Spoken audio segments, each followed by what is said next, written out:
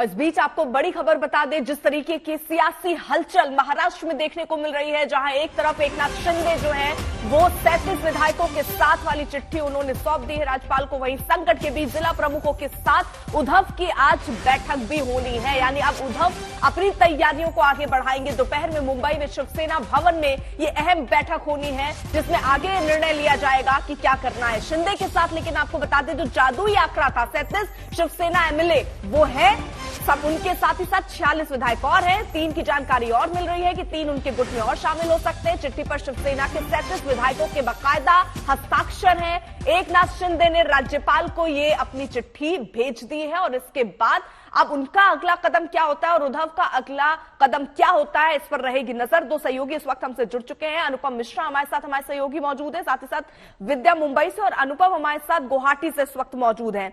अनुपम, क्योंकि देखिए एक चिट्ठी सौंपी गई जिसमें विधायक दल के नेता के तौर पर अपनी बात शिंदे ने राज्यपाल के सामने रखी, और ये भी जानकारी मिल रही है, क्या ऐसी खबरें भी हैं कि जल्द ही एक और चिट्ठी सौंपी जा सकती है जिसमें इस बात का जिक्र होगा कि हम मूल शिवसेना पार्टी के तौर पर महाविकास अघाड़ी सरकार छोड़ रहे हैं? क्या ऐसी जानकारी भी आ रही है?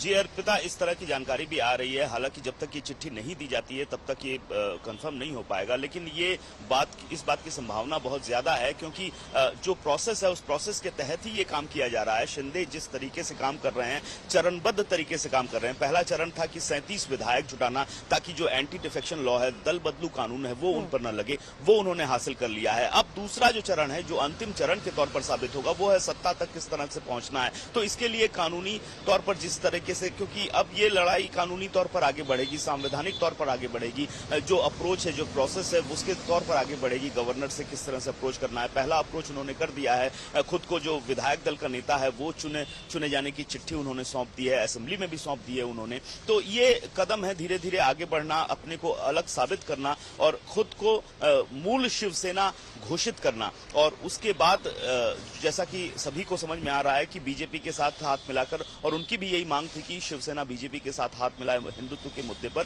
तो बीजेपी के साथ वो सरकार गठन की ओर बढ़ेंगे। ये दूसरा और अंतिम चरण होगा। उसी की कवायद, उसी का प्रयास और उसी का विचार विमर्श फिलहाल इस वक्त चल रहा है कि किस तरीके से गुवाहाटी से मुंबई जाया जाए, कब जाया जाए और कैसे अप्रोच किया जाए। ठीक है, विद्या भी हमारे साथ मौजूद है। विद्या, देखिए आज बैठक भी होनी है, यानी अब नजर इस बात पर कि उद्धव के सामने विकल्प क्या देखते हैं और क्या तैयारी अब उनकी आगे रहती है, कितने बजे ये बैठक होनी है और इसमें क्या निष्कर्ष निकलकर सामने आ सकता है, क्या वैकल्पिक रास्ते अब उद्धव के सामने हैं? जी देखिए, एमवीए बार बार ये कह रहा है कि हम साथ हैं, कांग्रेस भी कह रहा है, एनसीपी भी कह रहा है, लेकिन शिवसेना की तरफ से ये बातें अभी भी बहुत ज्यादा पुख्ता तौर पे नहीं निकल के आ रही हैं। शिवसेना अब कह रही है कि हम देखेंगे, पहले जो विधायक जो गए हुए हैं गुवाहाटी वो वापस आए, वो हमें सामने इस धरती पर आके जब हमें बोलेंगे तभी हम मानेंगे जो वो बातें कह रहे हैं।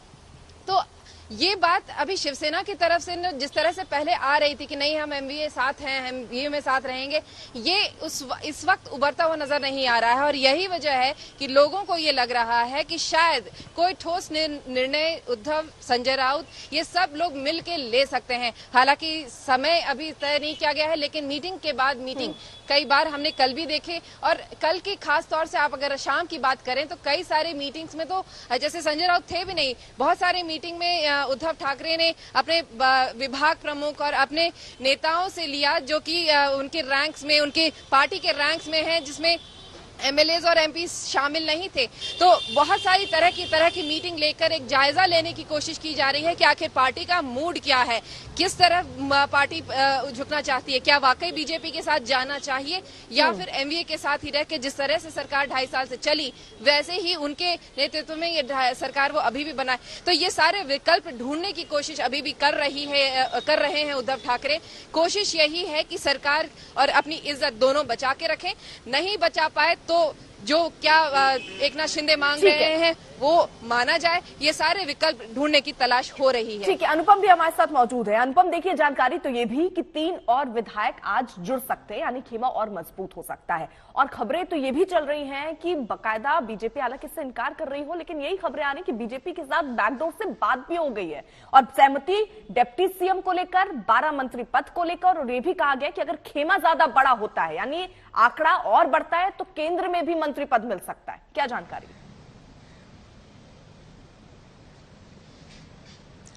जी अर्पिता, देखिए बीजेपी प्रत्यक्ष रूप से सामने नहीं आ रही है, लेकिन गुवाहाटी में पिछले 2 दिनों में जिस तरह की हलचलें हमने देखी, गतिविधियां हमने देखी, खासतौर पर मुख्यमंत्री असम के मुख्यमंत्री हिमंत बिस्वा शर्मा को हमने देखा होटल से बाहर निकलते हुए, जिस होटल में इन बागी नेताओं को ठहराया गया था। इसके बाद लगातार कल और आज बीजेपी के कई असम के जो मंत्री नेता हैं वो लगातार आना जाना उनका बना हुआ है। कल भी हमने देखा अशोक सिंघल, जो बेहद करीबी माने जाते हैं मुख्यमंत्री हिमंत बिस्वा शर्मा के और कैबिनेट मिनिस्टर हैं असम में, वो भी वहां पहुंचे थे। काफी देर तक उन्होंने समय बिताया था। तो इन सब बातों से एक बात, गतिविधियों से एक बात तो जाहिर है कि बीजेपी इसमें पूरी तरह से शामिल है, इसमें कोई दो राय अब नहीं रहनी चाहिए। हालांकि प्रत्यक्ष रूप से ये जताने और दिखाने की कोशिश बीजेपी की ओर से हो रही है और वो रणनीति के तहत है कि वो इनसे दूर है, इसमें उनका कोई लेना देना नहीं है। लेकिन जिस तरीके का ये पूरा का पूरा ऑपरेशन हुआ है, सूरत से यहां आना, चार्टर्ड प्लेन में आना, 5 स्टार होटल में आज तीसरा दिन है रहना, खर्चा काफी ज्यादा है, तो ऐसे में बीजेपी इससे दूर है या बीजेपी इसमें शामिल नहीं है, ये कहना बड़ा गलत साबित होगा। तो और अब दूसरा कदम जो होने वाला है वो यही होने वाला है कि बीजेपी के साथ मिलकर ही ये लोग आगे बढ़ेंगे।